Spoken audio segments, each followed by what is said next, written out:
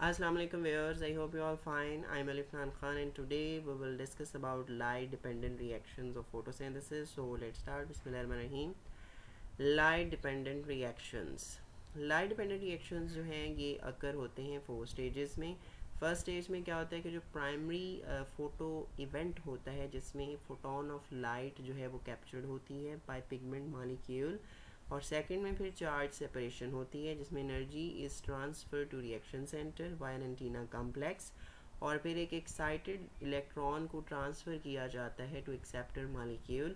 ये दोनों पॉइंट जो हैं हम पिछले लेक्चर में फोटो सिस्टम ऑर्गेनाइजेशन में डिस्कस कर चुके हैं।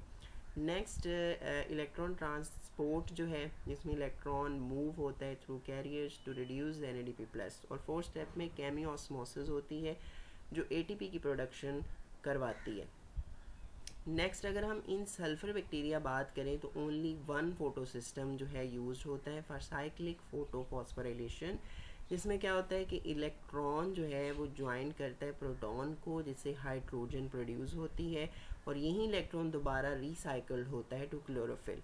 और ये जो प्रोसेस है जिसमें इलेक्ट्रॉन ज्वाइन करते हैं प्रोटॉन को जिससे हाइड्रोजन प्रोड्यूस होती है, फिर ये इलेक्ट्रॉन दोबारा रिसाइकल्ड होता है क्लोरोफिल में, तो ये प्रोसेस डिराइव करता है chemiosmotic synthesis of the ATP in sulphur bacteria like in next diagram.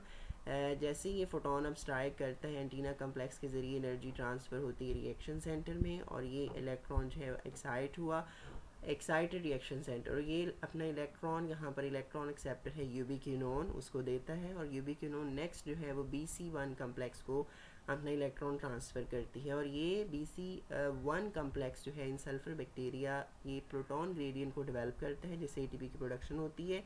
और इसके साथ साथ ये जो BC1 कम्प्लेक्स है जब अपना इलेक्ट्रॉन ट्रांसफ़र करता है नेक्स्ट एक इलेक्ट्रॉन एक्सेप्टर को, और ये फिर इलेक्ट्रॉन जो है ये दोबारा रिएक्शन सेंटर तक आता है और ये फिर दोबारा एक्साइट होगा, तो ये इस तरह ये साइक्लिक प्रोसेस जो है वो चलता रहता है और एटीपी की जो है प्रोडक्शन होती रहती है। नेक्स्ट अगर हम क्लोरोप्लास्ट की बात करें तो टू लिंक्ड फोटो सिस्टम जो हैं वो यूज़ होते हैं in non cyclic photophosphorylation. Like photo system 1 होता है और इसमें एक रिएक्शन सेंटर पिगमेंट है P700। इसको इसलिए P700 कहते हैं क्योंकि इसकी एब्जॉर्प्शन 700 नैनोमीटर पर है। नेक्स्ट फोटो सिस्टम 2 है और इसका जो रिएक्शन सेंटर पिगमेंट है वो P680 है। क्यों इसको बोलते हैं? क्योंकि इसकी एब्जॉर्प्शन एट 680 नैनोमीटर पर है।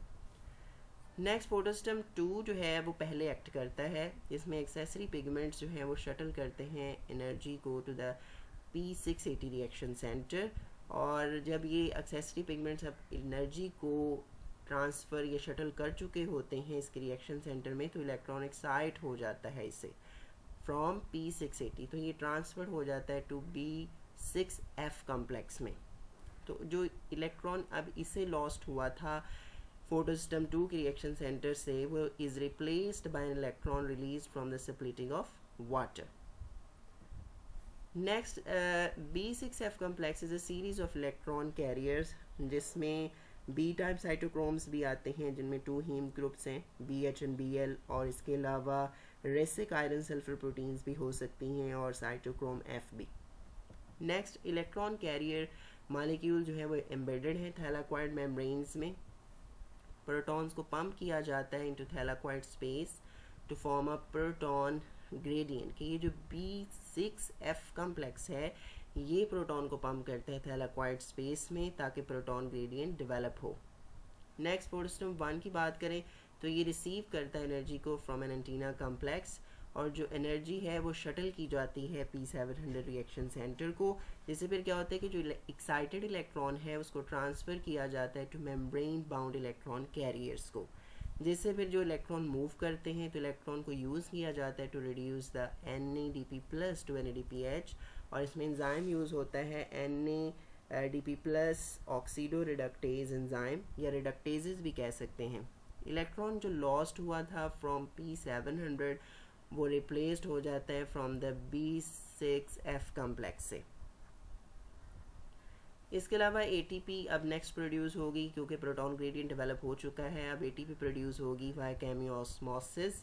ATP सिंथेज भी एम्बेडेड है क्योंकि थैलाक्वाइड मेम्ब्रेन्स में proton have accumulated thylakoid space में अकोमोलेट हो चुके हैं। किसने पंप किया था?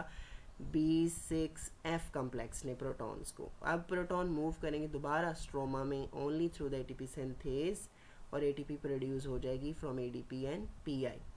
यहाँ पर ये डायग्राम में देखें, पॉइंट 1 में देखें, फोटोस्टम 2 जो है ये एम्बेडेड है थैलेकोइड मेम्ब्रेन में, लाइट को ऑब्जॉर्व करता है और exciting electrons that are pass to the plastoquinones, क्योंकि ये जो एक्साइटेड इलेक्ट्रॉन्स हैं ये नेक्स्ट प्लास्टोक्विनोन्स को मूव होते हैं जो कि एक मोबाइल कैरियर है, और इलेक्ट्रॉन जो लॉस्ट हुए थे फोटोस्टम 2 से वो replace by the oxidation of water. यहाँ पर ये देखें, ये अब इसकी ऑक्सीडेशन हुई है, तो ये इससे जो इलेक्ट्रॉन रिलीज़ हुए हैं वो इसने रिप्लेस कर दिए हैं फोटोस्टम 2 के जो इलेक्ट्रॉन नेक्स्ट ट्रांसफ़र हुए थे प्लास्टोक्विनोन्स को। और 2 में देखें the B6F complex also embedded है मेम्ब्रेन में, ये रिसीव करते इलेक्ट्रॉन को फ्रॉम प्लास्टोक्विनोन्स। ये जो प्लास्टोक्विनोन्स हैं ये अपना इलेक्ट्रॉन इसको दे देती हैं और ये रिसीव कर लेता है। इसके बाद क्या होता है कि प्लास्टोक्विनोन्स जब ये इलेक्ट्रॉन्स को दे देती हैं तो ये कम्प्लेक्स जो है यूज़ करता है energy of electron transfer to pump proton from stroma into the thylakoid membrane. ये जो थैलेकोइड स्पेस है मतलब अक्रॉस द थैलेकोइड मेम्ब्रेन जो है ना, ये प्रोटॉन को पंप कर देता है। और थर्ड में क्या है कि जो फोटोस्टम 1 है वो is the last membrane complex in the chain. When the photosystem 1 absorbs photons, excited electrons are passed through it carrier to reduce NADP plus to NADPH के जो photosystem 1 है वो last membrane complex है chain में। जब photosystem 1 photon को absorb करता है तो excited electron को pass किया जाता है through a chain of carrier to reduce the NADP plus to NADPH, और इलेक्ट्रॉन जो लॉस्ट हुए थे फोटोस्टम 1 से वो replaced by the electron transport from photosystem 2। कि ये जो फोटोस्टम 2 से जो इलेक्ट्रॉन आ रहे हैं ये इधर जो है रिप्लेस हो जाएंगे, क्योंकि इसने नेक्स्ट अपने फेरिडॉक्सन को दिए हैं, और फेरिडॉक्सन जो है फिर नेक्स्ट NADP रिडक्टेजेस से जो है वो NADP प्लस को NADPH में कन्वर्ट कर देगा। और नेक्स्ट लास्ट में क्या होता है, फोर्थ स्टेप में the enzyme ATP synthase uses the proton gradient created by the electron transport to synthesize ATP from ADP and PI। ये जो ATP synthase है वो प्रोटॉन ग्रेडियंट को यूज़ करता है, जो कैसे क्रिएट हुआ था इलेक्ट्रॉन की ट्रांसपोर्ट से, ताकि वो सिंथेसाइज कर सके ATP को फ्रॉम ADP and PI। तो एंजाइम एक लार्ज मेम्ब्रेन कम्प्लेक्स है जो एक्ट करता है एज अ केमिक चैनल के तौर पर, जो allowing protons to diffuse back into the stroma using the energy to drive the synthesis of ATP। कि ये जो ATP synthase है ये एक लार्ज मेम्ब्रेन कम्प्लेक्स है जो कि एक चैनल के तौर पर एक्ट करता है कि प्रोटॉन दोबारा मूव हो जाएं इनटू स्ट्रोमा में ताकि ATP की प्रोडक्शन करवाई जाए। So I hope you get the idea. Thank you so much for watching. अल्लाह हाफिज़।